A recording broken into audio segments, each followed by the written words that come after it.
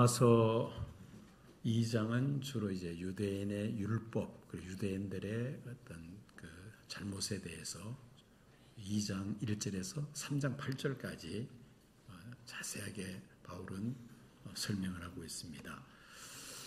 그 가운데 이제 율법에 대한 그 문제입니다. 율법은 히브리어로 토라라고 하고 헬라어로는 노모스라고 합니다. 우리 한자를 보면은 이제 법률 율자에다가 법자에서 율법으로 쓰고 있습니다. 가르치고 지시하여 꼭 지켜야 할 법이라는 뜻을 가지고 있는 단어가 바로 율법입니다. 성경에서 율법의 기원을 거슬러 올라가면은 이스라엘 백성들이 이집트에서 나올 때에 시내 광야에 도착했을 때에 하나님께서 시내 산으로 모세를 부르시죠. 그리고 모세가 40일 주야로 금식하면서 이제 받은 그 핵심이 바로 이 십계명입니다. 그와 함께 모세가 하나님께로부터 하나님의 규례와 법도를 받아서 내려오는데 바로 모세를 통해 이스라엘 백성들이 주신 하나님의 법도, 이것이 바로 율법이라는 말입니다. 하나님의 백성들이 세상 살면서 반드시 지켜야 할 규례와 법도를 말씀하신 것입니다. 광범위하게 표현한다면 창세기에서 출애굽기, 레위기, 민수기, 신명기까지의 모세 5경을 율법이라 부르고요. 그 율법의 핵심은 출애굽기와 신명기에 나와 있는 십계명입니다. 한번 여러분들 잘 아십니다만은 우리 십계명을 하나하나 한번 쭉 같이 한번 읽어볼 텐데요. 자, 제가 1 하면 여러분들이 이렇게 읽어보도록 하겠습니다. 1, 2, 3, 4, 5, 6, 7, 8, 9, 10. 잘 아시는 내용입니다만은 다시 한번 율법에 대해서 우리가 한번 확인차 내용을 한번 같이 읽어보았습니다. 유대인들은 이 율법을 가졌느냐 가지지 않았느냐를 가지고 유대인과 이방인으로 그렇게 구분을 합니다. 마치 로마인들이 헬라어를 구사하면은 로마 사람으로, 헬라어를 구사하지 못하면은 야만인으로 그렇게 분류를 했듯이 유대인들은 율법의 소요를 따라서 유대인과 이방인을 구분하는 기준이었습니다. 유대인들이 이렇게 기준을 세운 것은 율법이 없이는 하나님을 알 수가 없고 또 할례 없이는 하나님의 백성이 될 수 없다라고 생각을 했기 때문입니다. 유대인은 율법을 하나님께로부터 받았고 그 율법을 자랑스럽게 생각을 했습니다. 거기까지는 좋은데 문제는 그들이 그 율법대로 행하고 있는가, 이것이 문제였습니다. 거기다가 이 율법이 없는 이방인들을 유대인들은 무시했다는 것이죠. 판단하고 정죄하기를 즐겨했습니다. 심지어 로마 교회 안에서도 예수 믿는 유대인들이 그 예수 믿는 이방인들을 향해서 판단하고 정죄하기를 즐겨했다는 것입니다.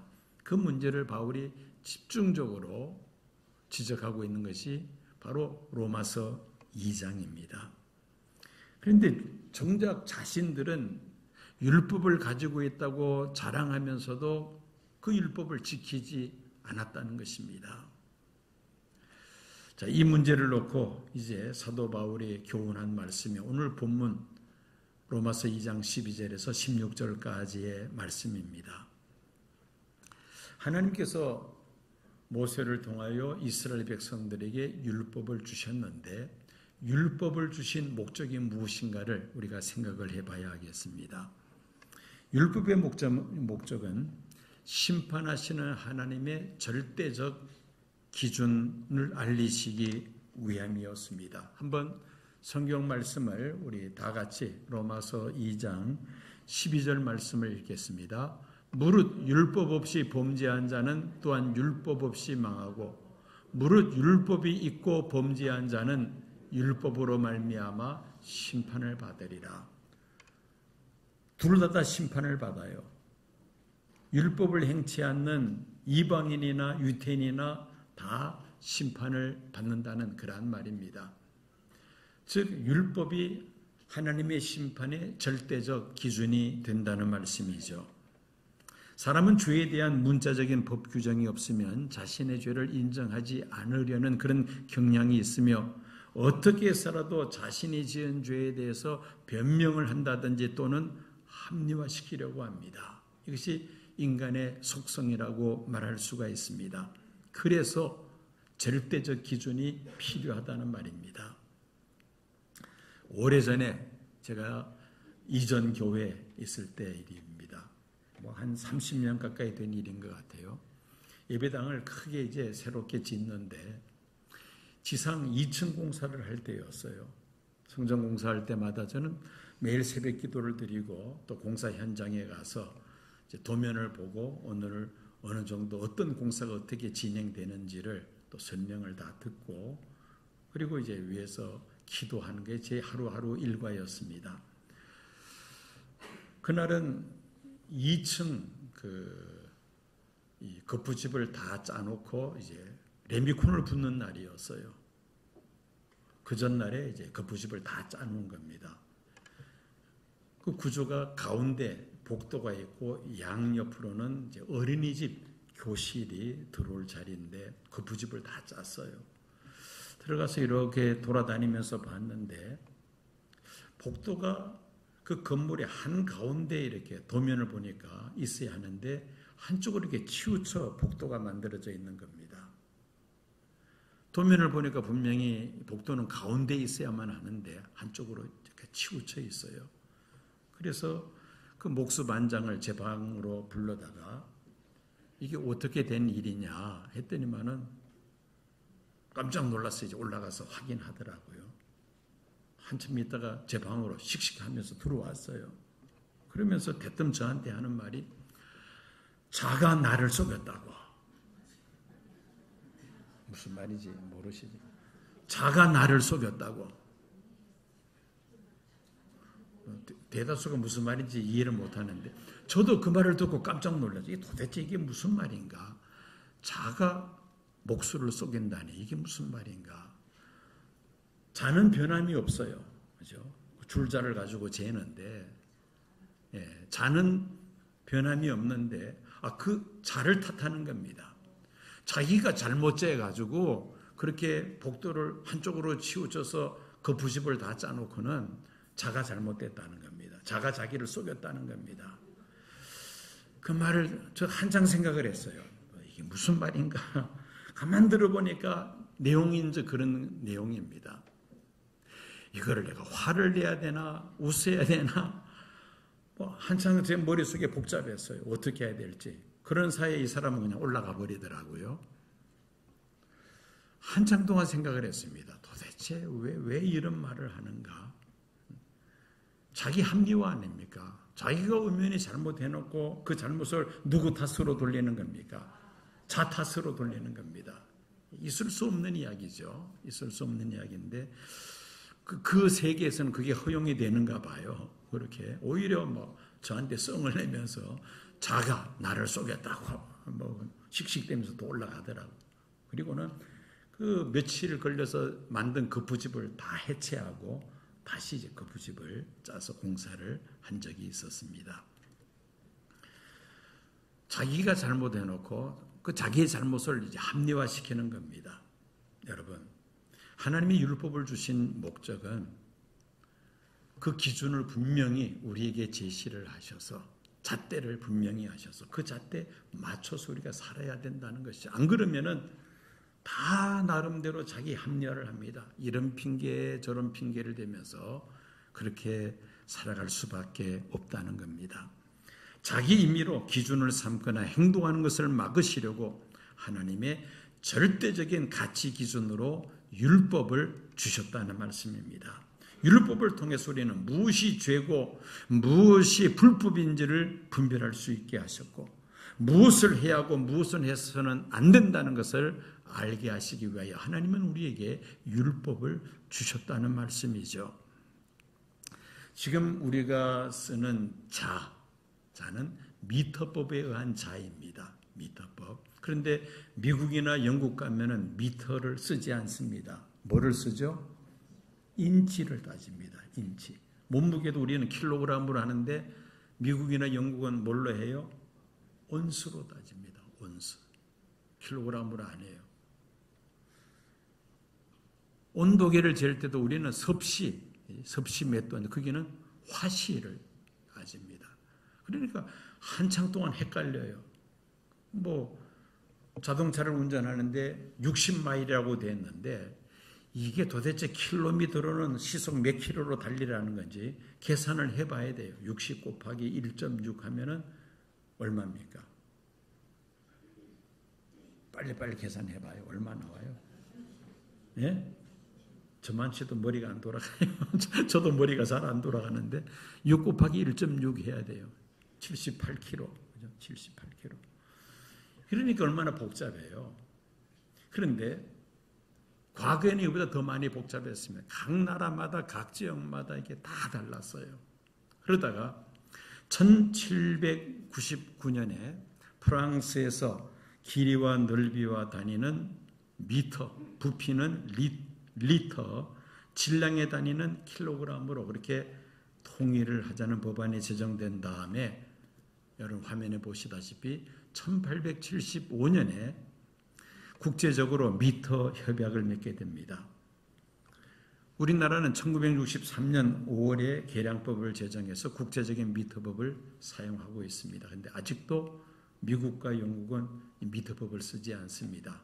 아마 그것은 유럽에서 그렇게 하고 있는데 자존심 문제인지 뭔지 모르겠습니다만은 이게 지금까지 통일되지 않고 있습니다. 과거에 포드 대통령이 우리도 미터법을 따르자라고 그렇게 했는데 결국에 통과가 안 됐어요. 지금까지 다릅니다. 그나마 이 미터법이 제정되기 이전에는 각 나라마다 지역마다 다 달랐어요. 그러니까 이 상거래를 할 때 얼마나 불편합니까? 서로 재는 수치가 다 달라지니까. 그래서 쏘개는 일도 많았다고 하죠. 그런데 이 법이 제정되어 국제적으로 통용되면서 심심찮게 벌어지던 마찰이 사라지게 되었다는 겁니다. 제가 왜 이 말을 하느냐면은 하나님께서 율법을 주신 것이 바로 기준이라는 겁니다. 이거는 나라와 민족, 지역 차별 없이 다 이 율법을 하나님께서 기준으로 삼으시겠다는 겁니다. 무엇의 기준으로? 심판의 기준으로 삼으시겠다는 것입니다. 우리나라는 배우자가 있는 자가 또다시 혼인할 수 있을까요? 없을까요? 확실합니까? 했다간 큰일 나죠. 법에 걸립니다. 중혼이라 그래서 법에 걸립니다. 그런데 이슬람 국가는 허용될까요? 안 될까요? 돼요. 어떤 나라는 4명까지 허용이 돼요. 눈이 커지는 남성들이 계시는데 원하면 그런 분들은 이슬람 나라로 가시면 돼요. 이게 왜 이 말을 하느냐면은 나라와 종교와 지역 따라서 이게 다 기준이 다르다는 말입니다. 우리나라는 절대 중혼을 금지합니다만은 이슬람 국가들은 배우자가 있음에도 불구하고 또 다른 사람과 혼인해도 아무 문제가 없다는 것이죠. 이처럼 세상의 법은 각 나라의 문화와 전통에 따라 법의 기준이 다 다릅니다. 어떤 나라에서는 불법이나 다른 나라에서는 합법일 수가 있어요. 그러나 하나님의 법은 시대가 지나가도 변치 않는 줄로 믿습니다. 환경과 나라와 민족에 따라 이 법이 바뀌는 법이 없습니다. 어느 나라든 다 법이 동일하게 적용된다는 것이죠. 하나님의 법은 상대적이 아니라 절대적이죠. 만약에 율법이 없었더라면 사람들은 자기 임의로 법을 만들어서 의인 행세를 하려고 할 것입니다. 그러나 하나님은 율법을 세우셔서 그 율법을 기준으로 모든 사람을 심판하시겠다고 말씀하신 것입니다. 그것이 바로 율법을 주신 목적이에요. 자, 그런데 어떤 문제가 발생하느냐 하면은 율법이 없던 시대에 살았던 사람들은 무엇이 심판의 기준이냐? 이 문제가 대두가 됩니다. 신앙 토론을 하다 보면은 자주 등장하는 질문이죠. 예를 들어서 우리나라가 개신교가 1885년에 전파가 되었는데 그 이전에 살았던 우리의 조상들은 예수라는 말을 들어본 적도 없는데 그런데 그런 사람들은 예수를 안 믿었으니까 다 지옥 가는 것이 아니냐라고 질문을 합니다. 자, 여러분들 뭐라고 대답하시겠어요? 복음을 들을 수 있는 기회가 전혀 없었고 예수 그리스도에 대해서 전혀 알지 못했던 사람들 지옥으로 가야만 하느냐라는 그러한 의문입니다. 이런 질문이 나올 때 대답할 수 있는 그 성경 구절이 바로 오늘 본문인 로마서 2장 14절 15절 말씀입니다. 양심이라는 단어가 나옵니다. 우리 다 같이 한번 읽어볼까요? 14절 15절 율법 없는 이방인이 본성으로 율법의 일을 행할 때에는 이 사람은 율법이 없어도 자기가 자기에게 율법이 되나니 이런 이들은 그 양심이 증거가 되어 그 생각들이 서로 혹은 고발하며 혹은 변명하여 그 마음에 새긴 율법의 행위를 나타내느니라. 율법이 없는 자들에게는 무엇이 율법의 역할을 한다? 양심이 율법의 역할을 한다는 그런 말씀입니다. 양심이 있어서 그 양심에 따라 행할 때에 율법의 행위를 행함으로 인하여 그 양심에 따라서 심판을 받게 된다라는 그런 말입니다. 즉 이방인에게는 양심이 율법 역할을 한다는 것이죠. 자, 그런데 사람들이 양심에 대해서 관심을 갖습니까? 안 갖습니까? 대체적으로 양심에 대해서 가책을 잘 가지지 않습니다. 왜냐하면 양심은 내가 하고 싶은 것을 못하게 한다든지 또 가책을 주기 때문입니다. 어린아이에게 양심이 뭐냐고 물어보면은 똑똑한 아이들은 이렇게 대답할 거예요. 나쁜 짓을 할 때 가슴을 두근두근하게 만드는 것이 양심입니다. 아마 이렇게 이야기하는 어린이가 있을 겁니다. 물론 나쁜 일을 할 때 양심이 두근두근 거리지만은 반대로 선한 일을 하면 어때요? 가슴이 두근두근하지 않고 기쁘죠. 행복합니다. 기뻐한다는 것이죠. 사람의 재능이나 달란트는 사람에 따라 다 다릅니다. 그러나 양심은 빈부귀천, 남녀노소, 많이 배우고 적게 배우고 별반 차이가 없습니다. 대부분이 옳고 그름을 분별할 수 있는 능력이 선천적으로 주어진다는 것이죠. 왜? 양심이 있기 때문입니다. 하나님께서 우리 마음에 양심을 심어두었기 때문이라는 것이죠. 어린이들도 옳고 그름은 압니다. 선한 일을 할 때 기뻐하며 나쁜 일을 할 때는 뭔가 불안해하는 이것이 바로 우리 마음에 심어두신 양심이라는 것이죠. 그런데 문제는 용기가 없으면은 양심을 따라 살지 못하고 불의와 타협하게 되고 시간이 지나가면서 타락한 세상에 물들어 우리의 양심도 변질되더라는 것입니다. 양심이 화인 맞게 되면은 아주 선악을 분별하지 못하고 저주받는 인생이 되고 맙니다. 양심이 타락하기 전에는 양심이 마음에 새긴 율법이 되어서 율법의 행위를 나타낼 수 있다는 것을 사도 바울이 로마서에서 말씀하고 있는 것이죠. 자, 이제 이 율법에 대한 이제 바울의 해석이 13절에 소개하고 있습니다. 13절 율법에 대한 바울의 재해석입니다. 다 같이 한번 읽어볼까요? 하나님 앞에서는 율법을 듣는 자가 의인이 아니요 오직 율법을 행하는 자라야 의롭다 하심을 얻으리라. 바울 당시 유대인들은 율법에 대한 상당한 자부심을 가졌어요. 특별히 이 로마에 살고 있는 유대인, 심지어 로마 교회에 출석하고 있는 예수 믿는 유대인들도 율법에 대해서는 자부심을 가지고 있었다는 것입니다. 모세를 통해서 율법을 받은 자신들은 하나님의 선민이라는 강한 자부심을 가지고 있었는데 바울은 그 유대인들을 향해서 뭐라고 말합니까? 율법을 듣는 자가 의인이 아니고 율법을 어떻게 하는 사람이 의인이다? 율법을 행하는 사람이 의롭다 하심을 얻게 될 것이라고 말씀합니다. 그렇습니다. 구원받은 성도들이 이 땅에서 선한 삶의 기준으로 삼고 살아갈 수 있도록 하나님께서 율법을 주셨죠. 율법은 구원의 조건이 아닙니다. 여러분, 구원의 조건은 무엇입니까? 예수를 믿어야 구원받습니다. 그러면 율법은 무엇이냐? 예수를 믿어 구원받은 성도들이 이 세상에서 어떻게 살아야 하는가? 삶의 기준이 바로 율법이라는 말입니다. 종교개혁자 마틴 루터는 이 율법에 대해서 한 단어로 뭐라고 표현을 했느냐면은 거울과 같다. 거울과 같다. 율법은 거울과 같다.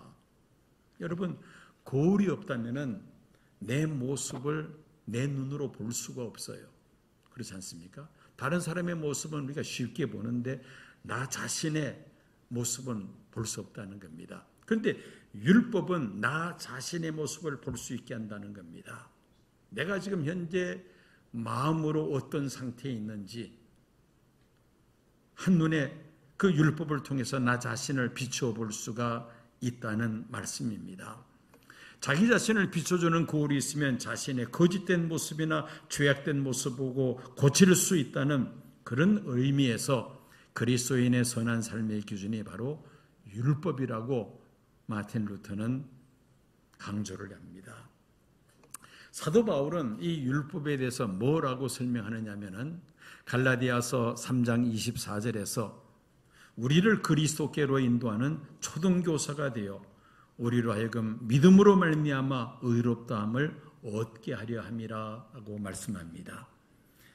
율법은 우리들로 하여금 자신이 죄인이라는 사실을 발견하게 하고 그리고 예수 그리스도의 십자가에 무릎을 꿇게 하십니다. 예수 그리스도의 십자가 앞에 무릎을 꿇고 회개하면 하나님은 우리의 죄를 다 용서하시고 우리를 구원하시고 의롭다 하십니다. 이것이 바로 율법의 역할이라는 것입니다. 그리스도께로 인도하는 초등교사다라고 사도 바울은 그렇게 설명하고 있습니다. 율법이 없으면 사람은 본성에 따라 살기가 쉽습니다. 죄를 범하기 쉽다는 말이죠. 그래서 하나님은 율법을 주셨습니다. 율법은 소극적으로는 성도로 하여금 죄를 짓는 것을 억제하는 효과가 있으며 예수님의 십자가 앞에 무릎을 꿇게 합니다. 그러나 보다 더 적극적인 면을 생각한다면 율법의 목적은 구원받은 성도들로 하여금 선한 생활의 기준으로 삼게 된다는 것입니다. 율법을 따라 하나님의 뜻대로 살아갈 때에 성도는 율법을 통해서 성화를 이루어 나가게 되며 마침내 그리스도의 온전한 성품에 이르게 되는 줄로 믿습니다. 칼빈 신학대학원 교수였던 앤토니 호크마라는 분이 성화에 대한 5가지 견해라는 글 속에서 이 성화에 대해서 이렇게 설명합니다. 그리스도인의 삶은 반드시 율법을 이루는 삶이어야 한다.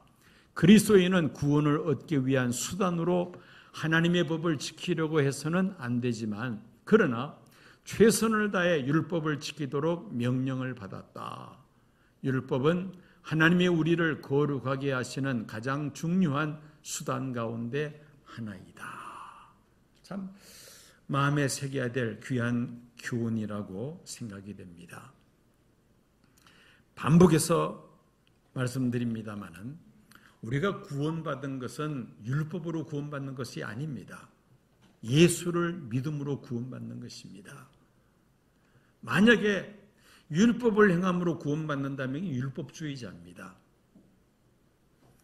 예수를 믿음으로 구원받은 성도들이 자원하는 마음으로, 기쁜 마음으로 그 율법을 따라 살아감으로 우리가 성화에 이르게 된다.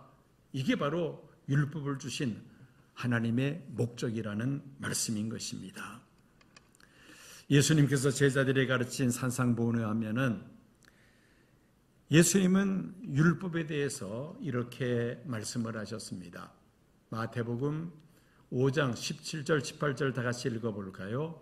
내가 율법이나 선지자를 폐하러 온 줄 생각하지 말라. 폐하러 온 것이 아니요 완전하게 하려 함이라. 진실로 너에게 이르노니 천지가 없어지기 전에는 율법의 1.1획도 결코 없어지지 아니하고 다 이루리라. 아멘. 예수님 당시에 많은 사람들이 예수님은 구약의 율법과 제사 제도를 폐지하는 자라는 그런 오해를 했습니다. 그런데 예수님께서 뭐라고 직접 말씀하셨습니까? 예수님이 세상에 오신 것은 율법을 폐하기 위함이 아니요 하나님께서 주신 율법을 완성하기 위함이라고 말씀하신 것입니다. 율법의 문자적인 의미를 넘어서서 율법의 근본 정신을 존중하고 율법을 완성하기 위해서 예수님 세상에 오셨다는 말씀입니다. 여러분, 율법의 핵심 10계명이죠. 첫 번째에서 네 번째 계명은 위로 하나님을 사랑하라. 그리고 다섯 번째에서 10번째까지는 횡적으로 내 이웃을 내 몸과 같이 사랑하라. 이거를 한 단어로 표현한다면 뭐라고 말할 수 있습니까? 사랑으로 표현할 수가 있습니다. 이게 바로 율법의 핵심이라는 것이죠. 위로 온 몸과 마음과 정성을 다하여 하나님을 사랑하며 또 횡적으로는 나의 이웃을 나의 몸처럼 사랑하는 것, 이것이 바로 율법이라는 겁니다. 유대인은 이런 율법의 핵심을 이해하지 못하고 단지 그 율법을 조상적부터 받아왔으며 그 율법을 머리로 알고 그 율법을 자기들이 가지고 있다는 것, 이 자체를 가지고 자부심을 가지고 상대적으로 이 율법을 알지 못하는 이방인들을 판단하고 정죄하기를 즐겨했다는 것입니다. 그러면서 정작 자신들은 그 율법을 지키지도 않았다는 것입니다. 이미 우리는 하나님의 은혜로 죄를 회개하고 세례를 받음으로 하나님의 자녀가 되었고 이미 우리는 영생을 얻은 줄로 믿습니다. 그러나 나의 삶의 모습을 들여다보면 너무나도 부족한 것이 많습니다. 이방인의 죄를 판단하고 정죄하면서도 정작 자신도 죄를 짓고 있는 유대인처럼 예수 믿는 우리도 그런 과오를 범하고 있지 않는가, 우리 자신을 돌아보아야만 합니다. 구원의 확신과 소망을 반드시 가져야 합니다마는 구원받은 자로서 합당한 삶을 살아가고 있는가 자신을 점검해야 한다는 것입니다.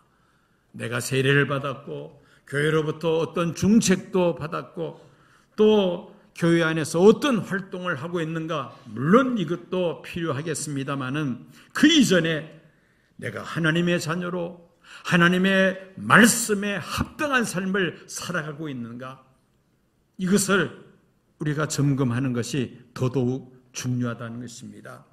그래서 로마서 2장 13절 말씀을 다시 읽습니다. 하나님 앞에서 율법을 듣는 자가 의인이 아니요 오직 율법을 행하는 자라야 의롭다 하심을 얻으리라. 예수의 복음으로 의롭다 하심을 받은 성도들에게 주어진 과제가 무엇입니까? 들은 바 하나님의 말씀 율법을 지켜 행하는 것입니다. 역으로 표현한다면 구원받은 성도가 율법을 지키기 위해서 하나님은 율법을 주셨다는 말씀입니다.